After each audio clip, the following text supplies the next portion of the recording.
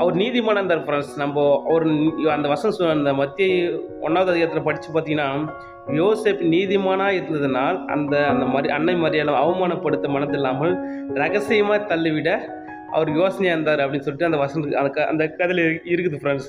ஏன் அப்படின்னா அவர் நீதிமான். நீதிமானா இருந்ததுனால ஏன் நம்ம அவமானப்படுத்துறோம், அவங்களை நம்ம கெட்ட கெட்ட குணம் தான்.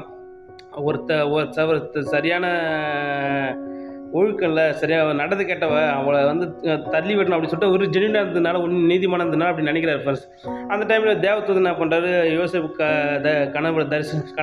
கனவுல தோன்றி, யோசேப்பு நீ கஷ்டப்படாத, அது வந்து கடவுள் இந்த பூமியில் மனு அவதாரம் எடுத்து பிறக்கிறதுக்காக இது கடவுள் பண்ணின ஒரு வழி.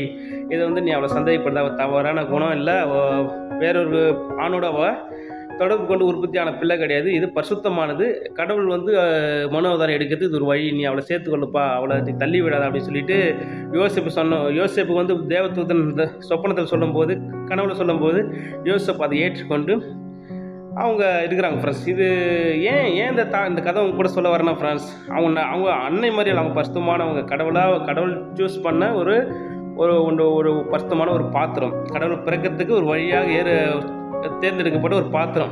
ஆனால் உலக ரீதியாக பாருங்கள் ஃப்ரெண்ட்ஸ், உலக ரீதியாகவே அவருக்கு யோசேப்பு தெரியாது. ஆனால் யோசேப்பு என்ன பண்ணுறாரு, அவங்க தவறான உறவில் உற்பத்தியான குழந்தைன்னு சொல்லிட்டு ஒரு தவறாக நினச்சிக்கிறாரு. ஆனால் உலகத்தை நம்ம இதில் பாருங்க ஃப்ரெண்ட்ஸ், நம்ம மனைவியோ இல்லை கனவு தவறான உறவில் போகும்போது அவளை வந்து கொலை செய்யக்கூடாது ஃப்ரெண்ட்ஸ், அவளை விட்டுணும் ஃப்ரெண்ட்ஸ், அவளை வந்து கொலை செய்ய தேவையில்ல ஃப்ரெண்ட்ஸ். நீ ஏன் ஃப்ரெண்ட்ஸ் நம்ம அவங்கள கொலை பண்ணணும்?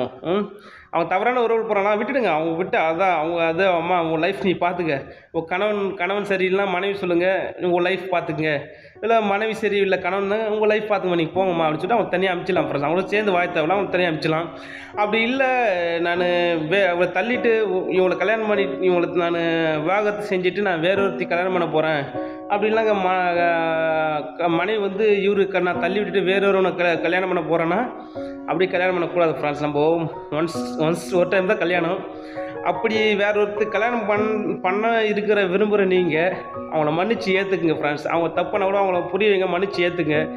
நீங்கள் உங்களுக்கு நல்லா உங்களுக்கு வந்து நல்லா கான்ஃபிடென்ட்டாக நான் கல்யாணம் ஆகாமல் இருக்கிறேன் அப்படின்னு சொன்னால் நீங்கள் தனியாக இருக்குது ஃப்ரெண்ட்ஸ். ஏன்னா இந்த மனைவி போட்டு வர மனைவி எப்படி இருப்பா, வர கணவன் எப்படி இருப்பான்னு நமக்கு தெரியாது ஃப்ரெண்ட்ஸ். ஏன்னா இந்த உலகம் மோசமான உலகம்.